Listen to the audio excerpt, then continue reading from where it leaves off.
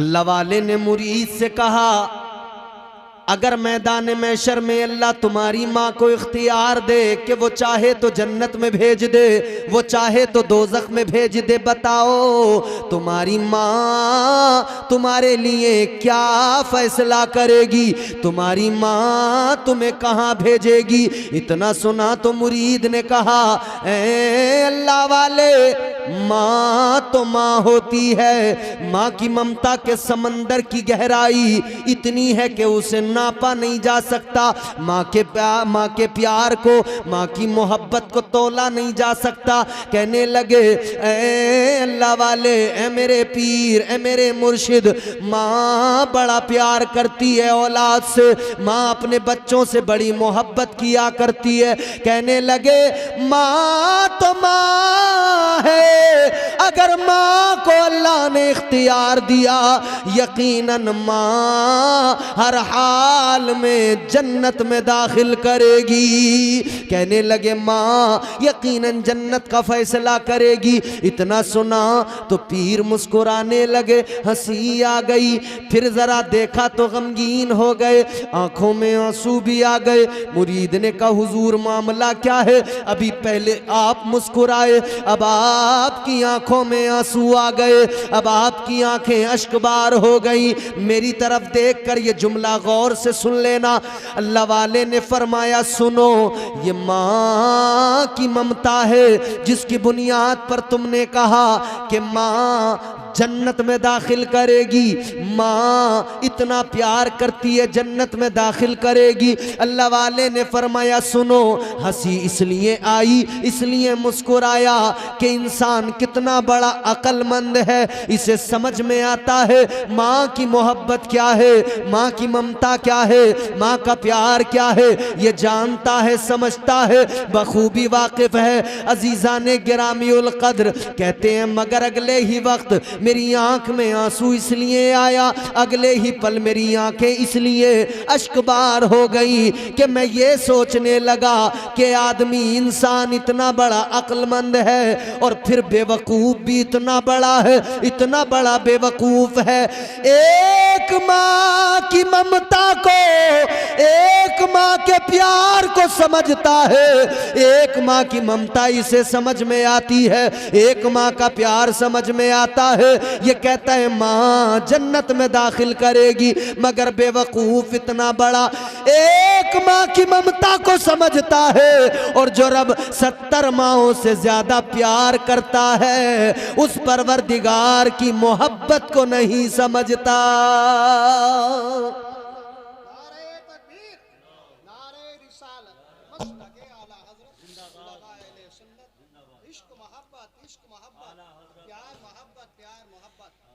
एक माँ की मोहब्बत को बंदा समझ रहा है, उस पर एतमाद है, भरोसा है कि मेरी माँ मुझे जन्नत में भेजेगी। और जो रब 70 माँओं से ज्यादा प्यार करता है, उसकी मोहब्बत पे एतमाद क्यों नहीं, उसकी मोहब्बत पे भरोसा क्यों नहीं कि मेरा रब मुझे जन्नत में दाखिल करेगा। याद रखना अजीजो, अल्लाह ताला ने कुरान मजीद में ऐलान फरमा दिया, मा यफ़अलुल्लाहु बिअज़ाबिकुम लइन शकरतुम व आमनतुम व कानल्लाहु शाकिरन अलीमा। अल्लाह का कुरान कहता है, ए बंदो, अल्लाह ताला तो तुम्हें जन्नत में दाखिल करना चाहता है, अल्लाह तो तुम्हें अजाब से बचाना चाहता है। अल्लाह ताला तो चाहता ही नहीं, रब की मशीयत गवारा ही नहीं करती कि तुम पर अजाब किया जाए, तुम्हें अजाब में मुब्तला किया जाए। तो फिर ये अजाब जो तुम्हें होगा या जिसको तुम बुला रहे हो, ये तुम्हारा अपना मामला है, ये तुम खुद अपने लिए मुसीबतें जमा कर रहे हो। अल्लाह का कुरान कहता है वमा असाबकुम मिन मुसीबतिन फबिमा कसबत अयदीकुम वयअफू अन कसीर। अल्लाह ताला का कुरान कहता है ये जो तुम पर मुसीबतें आती है ये वो हैं जो तुमने अपने हाथों से कमाया है। तुम खुद अपने लिए मुसीबतें तैयार करते हो, तुम खुद अपने लिए मुसीबतें जमा करते हो। अल्लाह ताला की मोहब्बत को समझ लो और जिंदगी करीने से, कायदे से, सलीके से गुजार लो तो अल्लाह की मोहब्बत का ये आलम है। परवरदिगार तो अपने बंदों को जन्नत में दाखिल करना चाहता है, अपने आप को जरा संवारने की जरूरत है। याद रखना दुनिया भी संवर जाएगी, आखिरत भी संवर जाएगी, कब्र भी जन्नत का बाग बन जाएगी।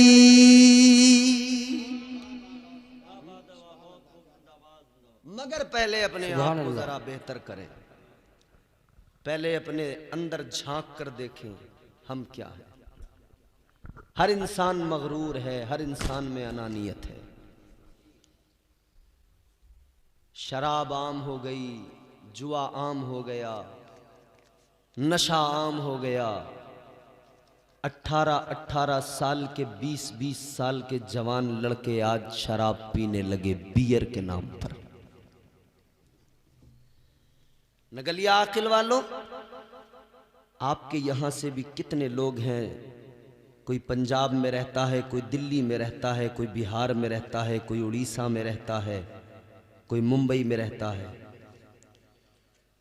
माँ बाप भेजते हैं किस लिए? कि ये जाएगा, कमाएगा, हमारा सहारा बनेगा।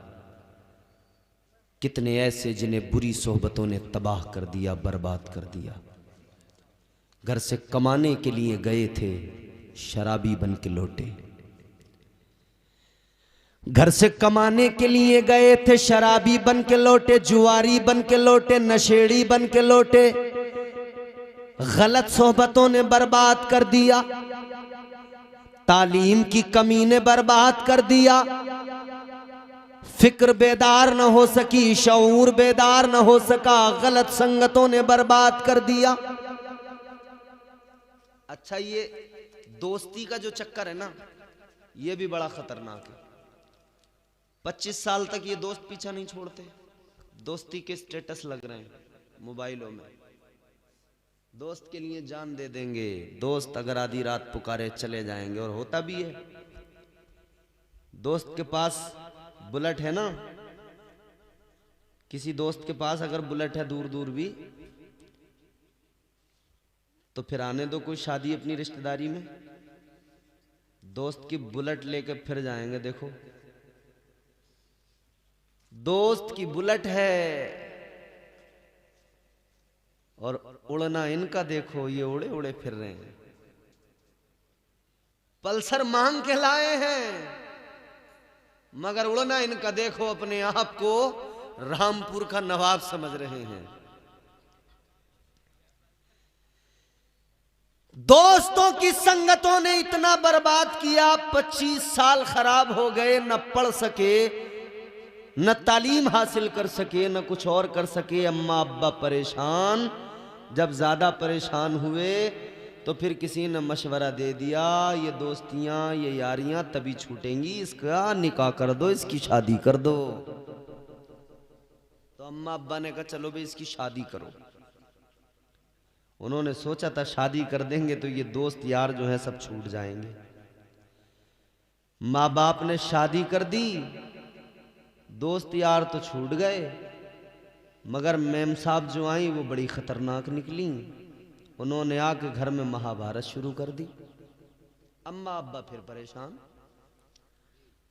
25 साल तक तो दोस्तों ने परेशान रखा, शादी हो गई तो मेम साहब आ गई, उन्होंने परेशान रखा। कुल मिला के माँ बाप बुढ़े हो गए, सुकून न मिल सका औलाद से। क्यों? माँ बाप की इसमें सबसे बड़ी कमी ये थी कि जब वो बच्चा तेरी आगोश में था, माँ की आगोश में था, तब माँ उसकी तरबियत नहीं कर पाई। जब वो बाप की उंगली पकड़ के चलना सीख रहा था, तब बाप उसकी तरबियत नहीं कर पाया। तरबियत ना करने का नतीजा ये निकला कि तुमने एक बेटे की तरबियत नहीं की, उसके सबब तुम्हारी पूरी जिंदगी मुश्किलों भरी हो गई।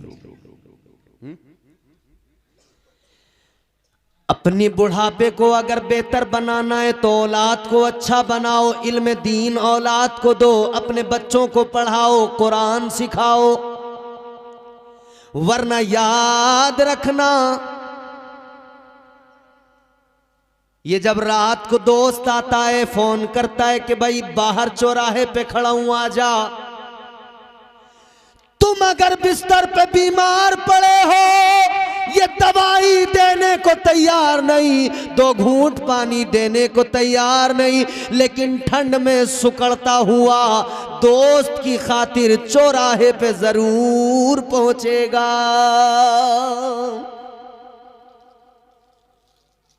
ये दोस्तियां, ये संगतें, इन्होंने किसी को शराबी बनाया, किसी को कबाबी बनाया।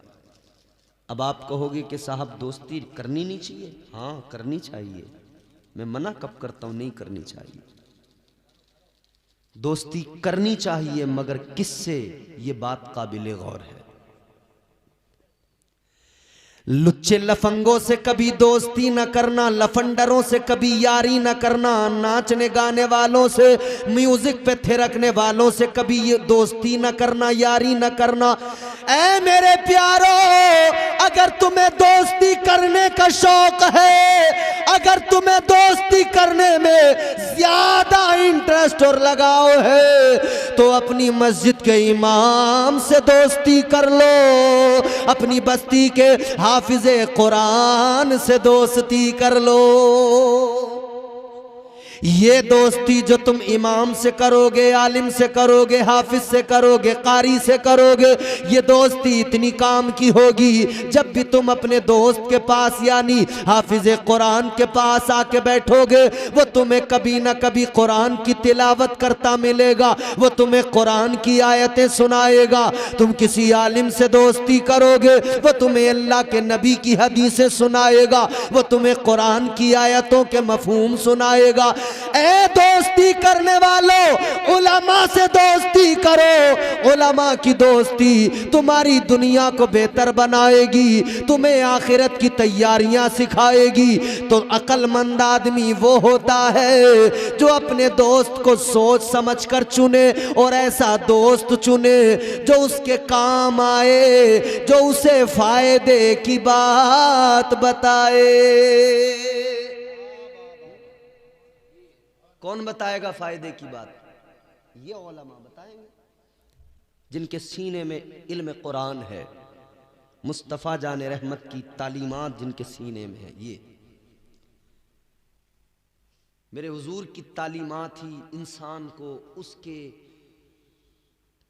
मनसब तक और इंसान कोई ऐसा नहीं है कि इंसान का मनसब ये है, इंसान का ओहदा ये है कि अल्लाह ने इसे अशरफुल मखलूकात बनाया है। मगर मामला क्या है जानते हो ना? अल्लाह ने इसे साथ साथ आजमाइशों में भी डाला है।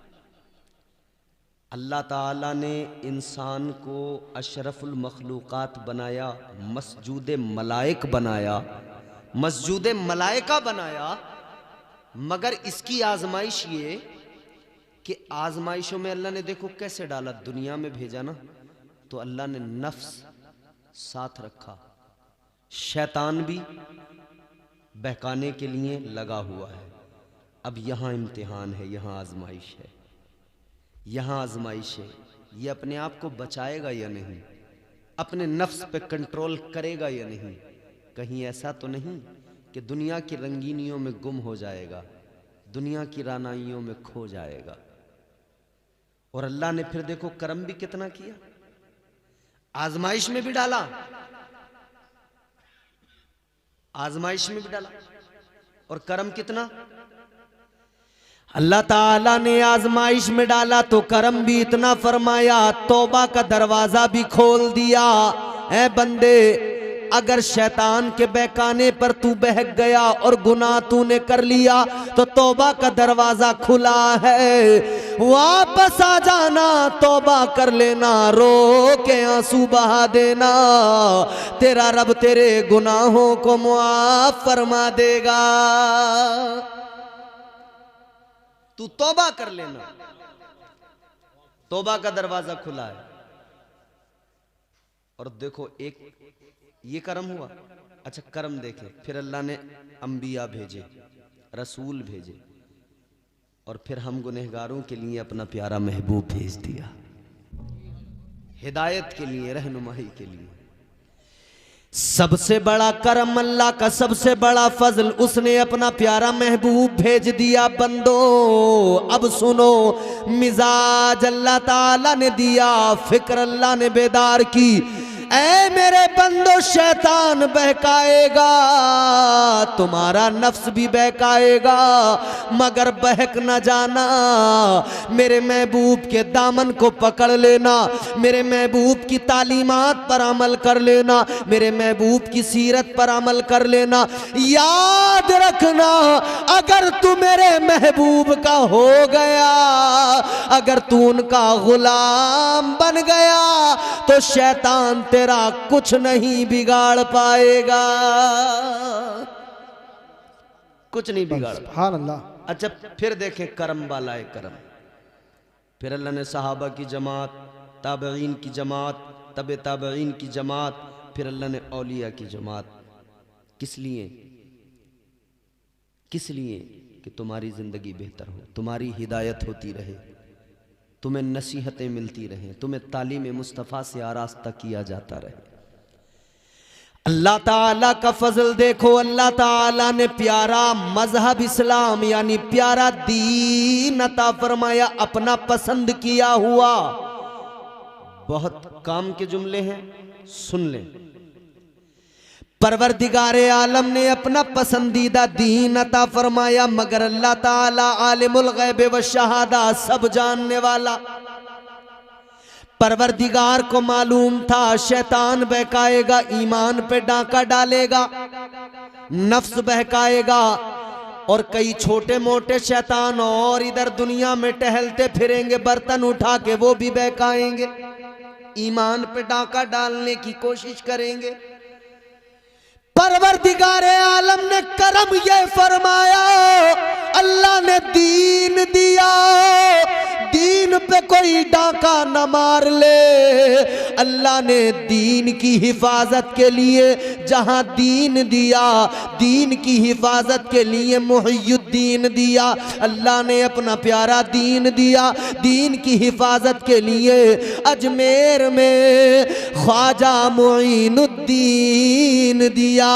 अल्लाह ने दीन दिया, दीन की हिफाजत के लिए कुतुबुद्दीन दिया। अल्लाह ने दीन दिया, दीन की हिफाजत के लिए निजामुद्दीन दिया।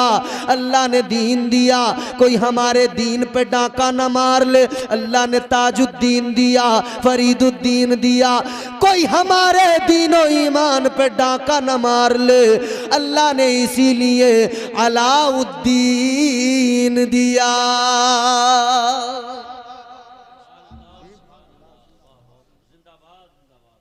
बात खत्म करते हैं। हमारे नज़ीर भाई की एक फरमाइश थी, और शायद मैं अब उस मकाम पे पहुंच गया हूं कि उस फरमाइश को पूरा कर सकता हूं इख्तिसार के साथ। अल्लाह ने ख्वाजा मोइनुद्दीन दिया। हिंदुस्तानियों, अपनी किस्मत पे नाज करो। हिंदुस्तान के, भारत के मुसलमानों, अपनी किस्मत पे नाज करो। दज्जाली मीडिया बार बार सवाल करता है, वंशज किसके वंशज हैं आप, किसके वंशज हैं आप, किसके वंशज हैं आप? बाबर के वंशज हैं, फलां के वंशज हैं। दज्जाली मीडिया हमारा, इस मीडिया ने तबाह कर दिया। मगर मैं ये कहना चाहता हूं, हमसे ये सवाल न करो हम किसके वंशज हैं, इतना जान लो हम उसकी औलाद हैं जिसे अल्लाह ने जन्नत से भेजा ज़मीन पर तो उसका पहला कदम हिंदुस्तान की सरजमीन पर रखा गया था। आज श्रीलंका है अलग, कल तो इसी मुल्क का हिस्सा था। अच्छा, एक और अजीब तमाशा, हजरत हम किसी बादशाह की कोई तरफदारी तो कर नहीं रहे हैं, मगर एक बात कहना चाहते हैं, बड़ी दिक्कत होती है। वहां से आए आक्रमण कर दिया, वहां से आए आक्रमण कर दिया। बाबर आया उसने आक्रमण कर दिया, होता है नहीं? सुनते नहीं आप लोग?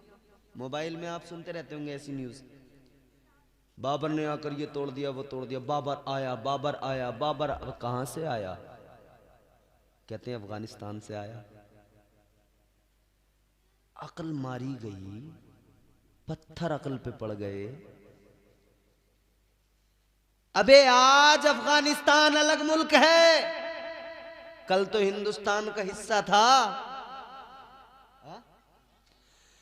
कल अफगानिस्तान इसी मुल्क का हिस्सा था, तो अगर बाबर अफगानिस्तान से आया था तो दर हकीकत वो भारत का ही रहने वाला तो था, क्योंकि कल तो अफगानिस्तान भारत का हिस्सा था। खैर, हम फिर भी किसी की वकालत बादशाह की नहीं कर रहे, मगर हां, हम बाबर बादशाह की बादशाहत की बात नहीं करते, मगर हम ख्वाजा गरीब नवाज की हुकूमत की बात करते हैं। मेरे ख्वाजा की हुकूमत कल भी थी, आज भी है, और भारत पर गरीब नवाज की हुकूमत सुबह कयामत तक रहेगी।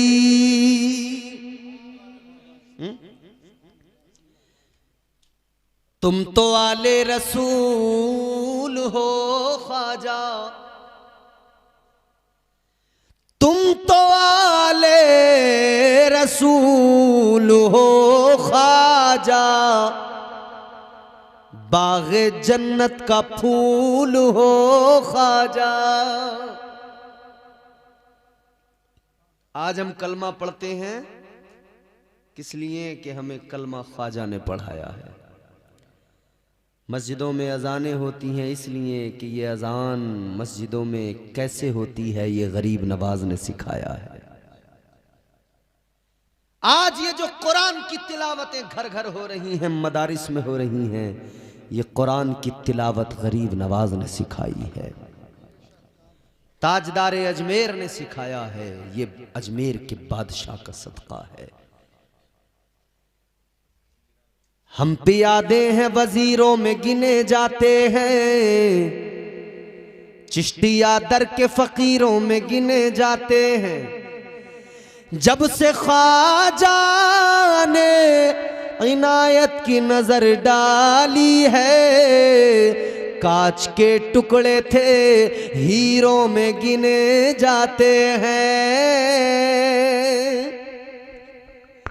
वो गरीब नवाज के हिंदुस्तान में इस्लाम का परचम लहराया, इस्लाम फैलाया, कलमा लोगों को पढ़ाया, आका का गुलाम बनाया। अल्लाह की कसम, वो गरीब नवाज, वो ताजदारे अजमेर, अल्लाह ने वो शान अता की, वो इज्जत, वो मकाम अता किया कि भेजा मेरे मुस्तफ़ा ने चुनकर, ए मोइनुद्दीन हिंदुस्तान जाओ। भेजने वाले मुस्तफ़ा, आने वाले गरीब नवाज। तो जब आका ने भेजा हो और इस ये कहकर भेजा हो कि जाओ भारत के लोगों को कलमा पढ़ाओ, भारत वालों अपनी किस्मतों पे नाज करो। आका को हम सब की इतनी फिक्र थी कि हुजूर ने हमें जहन्नम से बचाने के लिए अजमेर का राजा बनाकर, भारत का राजा बनाकर गरीब नवाज सरकार को भेज दिया। फिर मेरे गरीब नवाज सरकार ने तबलीग की। क्या अंदाज था तबलीग का? इस्लाम की तालीमात को हम किया। अंदाज क्या था? आपने देखा यहां जो भी है वो बस अपने हाथों से बनाए हुए पत्थर के सनम, आज वो देखिए भगवान बने बैठे हैं। जिसे देखिए वो मंदिरों के रास्ते पर है, जिसे देखिए वो पूजा कर रहा है। कैसे इनको समझाएं, कैसे बताएं। एक मौका आया और इतना प्यारा आया कि उसने बहुतों को कलमा पढ़ा दिया। उस मौके की वजह से गरीब नवाज, कौन सा मौका आया वो मौका कौन सा आया? एक बहुत बड़े पंडित जी थे, बहुत इज्जत थी, बहुत बड़े पुजारी थे, बड़ा सम्मान करते थे लोग उनका, बड़ा सम्मान था, बड़ी इज्जत थी, बड़ा नाम था, बड़ा रुतबा था, बड़े पुजारी थे। लोग जहां देख लेते थे हाथ बांध के खड़े हो जाते थे, झुक झुक के प्रणाम किया करते थे। लोग जहां देखते थे इज्जत करते थे। और उनको एक बेटी भी थी, और बेटी भी उनकी बड़ी खूबसूरत, और उन्हें अपनी बेटी से बड़ा प्यार। और हर इंसान को अपनी बेटी से मोहब्बत होती है, बाप को बिलखुसूस। ये रोजाना सुबह को लोटा लेते, मंदिर जाते, दूध लेके जाते, मंदिर से आते, आना जाना चलता था। बेटी एक दिन बोली, अब्बा आप जाते हो, एक दिन हम भी जाकर देखें, हम भी चले जाएं। बाप ने कहा जाओ। बेटी ने दूध का लोटा लिया, पहुंच गई। क्या करने? दूध लेकर पहुंची, पता नहीं था कि इसका करना क्या है। ये समझी कि शायद पिलाते होंगे। पहुंच गई मेरे अजीजों मंदिर के अंदर। इसने जो अपनी पूजा शुरू की, वो दूध का लोटा अपने भगवान के आगे किया, पत्थर की मूर्ति के आगे किया। कहा पी ले, पी ले, मेरा बाबा रोज लेके आता है, आज मैं लेके आई हूं, ले मेरे भगवान पी ले। मगर पत्थर में कैसे हरकत आए, कैसे पिए, ये बड़ी परेशान है। मेरा बाबा आता है तो रोज ये लोटा खाली वापस लेके जाता है। इसे पता नहीं था कि करता क्या है। ये समझती थी पिला के जाता है, इसे पता नहीं था वो चढ़ा के जाता है। अजीजा ने गिरामीउल कद्र गौर फरमाइए। इसने कहा पी ले, एक बार, दो बार, तीन बार कहा। जब कोई हरकत नहीं हुई तो कहने लगी शायद तुम मुझसे नाराज हो। ए मेरे माबूद, तू मुझसे नाराज है। अगर तू मुझसे नाराज है तो मैं तुझे राजी करके जाऊंगी, दूध पिला के जाऊंगी। नहीं पिएगा तो तेरे चरणों में अपना सर पटक के जान दे दूंगी। इसने अपना सर उस पत्थर की मूर्ति पे, उसके पैरों पे पटकना शुरू किया। इसने सर पत्थर पे मारा, एक बार मारा, दूसरी बार मारा। ये सर पत्थर पे मार रही है लड़की कि इसके सर से खून निकलने लगा। मगर इसने तीसरी बार जो सर पत्थर पे मारा, एक हाथ पत्थर के और इसके सर के दरमियान हाइल हो गया। वो नर्म नाजुक हाथ, वो शफकत वाला हाथ, वो बरकत वाला हाथ दरमियान में हाइल हुआ। इसने सर उठा के देखा, एक बुजुर्ग खड़े हैं, एक दरवेश खड़े हैं, एक फकीर खड़ा है। कहने लगी, ए दरवेश बुजुर्ग, क्यों आपने अपना हाथ रख लिया? मुझे सर पटकने दो। आज या तो दूध पिएगा मेरा माबूद, या मैं अपनी जान दे दूंगी। अल्लाह वाले ने फरमाया, ये जिसका हाथ था ये कोई मामूली शख्सियत नहीं, गरीब नवाज थे। सरकारे गरीब नवाज ने फरमाया, तेरी प्रॉब्लम क्या है, मसला क्या है? कहने लगी, दूध पिलाना है। ख्वाजा ने फरमाया, उसके लिए जान देने की जरूरत क्या, अल्लाह ने जिंदगी दी है, कीमती है, उसका शुक्र अदा कर और जान न दे। अगर दूध ही पिलाना है तो कोई मसला नहीं, पिला दे, पिला दे, इसके आगे रख दे। दूध आगे करके ख्वाजा गरीब नवाज ने फरमाया, ए पत्थर की मूर्ति, चल ये दूध उठा और जल्दी पी ले। फरमान गरीब नवाज का था, मशीयत का परवरदिगार ने अपने वली का, ये जो वली ने कह दिया उस पत्थर की मूर्ति से, अल्लाह ने उसको यूं पूरा किया कि उस पत्थर की मूर्ति में जान डाल दी, उसमें हरकत पैदा हुई। पत्थर की मूर्ति ने दूध का लोटा उठाया और जल्दी मुंह से लगाया, सारा दूध पी लिया।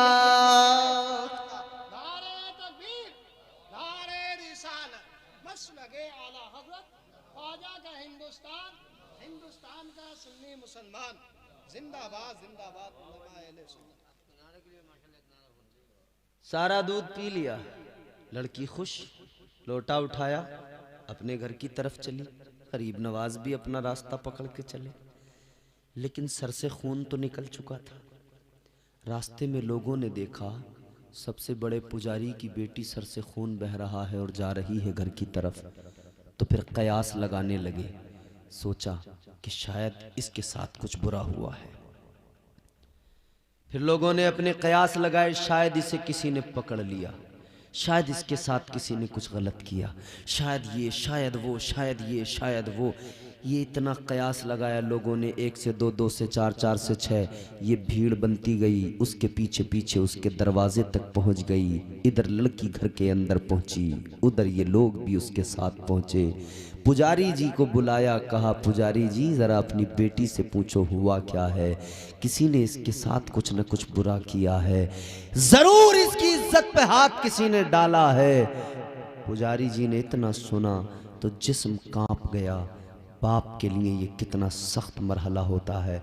जिस्म में कपकपी आ गई। बेटी से बोले, बेटी ये जो लोग कह रहे हैं मामला क्या है, क्या तुझ पर किसी ने कोई तेरे साथ ज्यादती की?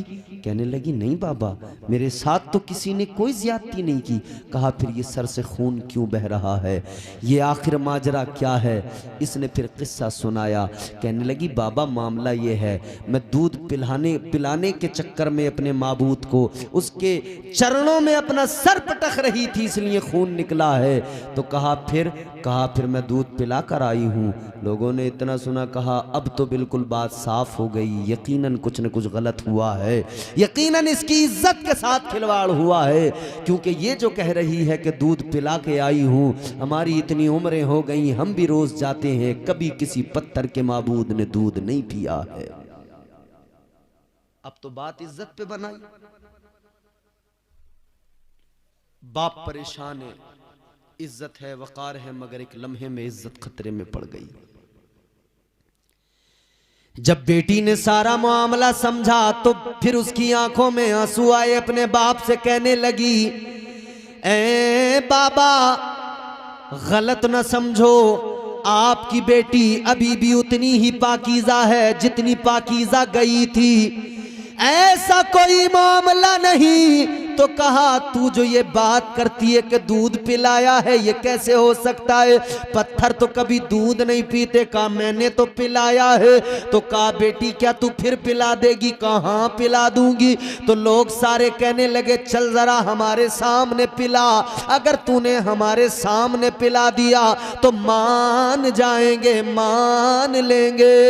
ये आगे आगे दूध लेकर चली, पीछे पीछे सब लोग चले, वो पुजारी जी पंडित जी भी चले। पहुंच गए उसी मंदिर के अंदर, दूध का लोटा इसने आगे करा। आगे रखने के बाद में कहने लगी, ए मेरे माबूद उठा ले, पी ले, ये दूध तेरे लिए लाई हूं। मगर पत्थर तो पत्थर, कोई हरकत नहीं, हिला भी नहीं। लोगों ने देखा तो कहने लगे, देखो हम ना कहते थे ये झूठ बोल रही है, झूठ सामने आ गया। इसने इतना सुना, परेशान हुई, जरा सी गुस्से में भी आ गई। कहने लगी, ए मेरे पत्थर के माबूद सुन ले, बात बात मेरी इज्जत पे बनाई है, दूध लाई हूं पी ले, अगर ऐसे नहीं पिएगा तो जान ले उसी बाबा को बुला लूंगी, उसी फकीर को बुला लूंगी, फिर तुझे पीना पड़ेगा। इतना कहना था वली की शान। फिर अल्लाह ने जाहिर फरमाई, फिर पत्थर की मूर्ति में हरकत हुई, उसने फिर उठाया, फिर पीना शुरू कर दिया, फिर सारा पी लिया। लोगों की आंखें फटी रह गई, ये क्या मामला, हैरान हो गए। कहने लगे अब हमें पता चल गया, जिसको हम माबूद समझते हैं वो ताकतवर नहीं, ताकतवर तो वो फकीर है, वो दरवेश है, वो ज्यादा इबादत का मुस्तहिक है कि जिसने इसको अपने काबू में कर लिया और ये उसके नाम से हरकत करने लगा। कहने लगे बेटी जरा उसका पता बता। कहती है पता तो नहीं मालूम, लेकिन इतना जानती हूं, इधर जाते देखा है। एक समत बताई, सारे लोग उधर गए। आगे गए तो क्या देखा, गरीब नवाज नजर आ गए। सरकारे गरीब नवाज इनको मिल गए। ये सारे पहुंचे, कहने लगे बाबा हम जान गए, हम जिसे माबूद मानते हैं वो माबूद नहीं है, आप हमारे माबूद हो, आप हमारे खुदा हो। सरकारे गरीब नवाज ने फरमाया सुनो, न वो पत्थर के माबूद तुम्हारे खुदा है, न मैं खुदा हूं। खुदा तो वो है जिसने मुझे भी पैदा किया है और पत्थरों को भी उसी ने पैदा किया है। बाबा सुभान अल्लाह, जिंदाबाद जिंदाबाद। मेरे गरीब नवाज ने फरमाया इबादत उसी का, वही इबादत का मुस्तहिक है। तुम्हें अगर सर झुकाना है तो पत्थर के खुदाओं के आगे सर न झुकाओ, परवरदिगार खालिक कायनात की बारगाह में सर झुकाओ। सुभान अल्लाह। इस्लाम ये है, इस तरह से आया है इस्लाम। प्यारा मजहब, सुथरा मजहब, सच्चा मजहब। इन्नद्दीन इंदल्लाहिल इस्लाम। ये प्यारा मजहब है, अल्लाह का पसंदीदा, अल्लाह का चुना हुआ। दोस्त कोई तोहफा दे तो दोस्त उसको संभाल के रखता है, उसकी हिफाजत करता है। ये मजहब तो अल्लाह ने दिया है, अल्लाह का दिया हुआ तोहफा है। हर बंदे को चाहिए कि अल्लाह के दिए हुए तोहफे की हिफाजत करे, इस तोहफे की हिफाजत करें। अल्लाह अमल की तौफीक दे, इस महफिल को अल्लाह कबूल फरमाए, मरहुमा के दर्जात परवरदिगार बुलंद फरमाए। दौरान गुफ्तगू जो गलतियाँ हुई हो अल्लाह मुआफ़ फरमाए। अस्तग़फिरुल्लाह रब्बी मिन कुल्लि ज़ंबिन व अतूबु इलैह। कलमा शरीफ पढ़ें, ला इलाहा इल्लल्लाहु मुहम्मदुर रसूलुल्लाह सल्लल्लाहु अलैहि वसल्लम व मा अलैना इल्लल बलाग। अस्सलामु अलैकुम।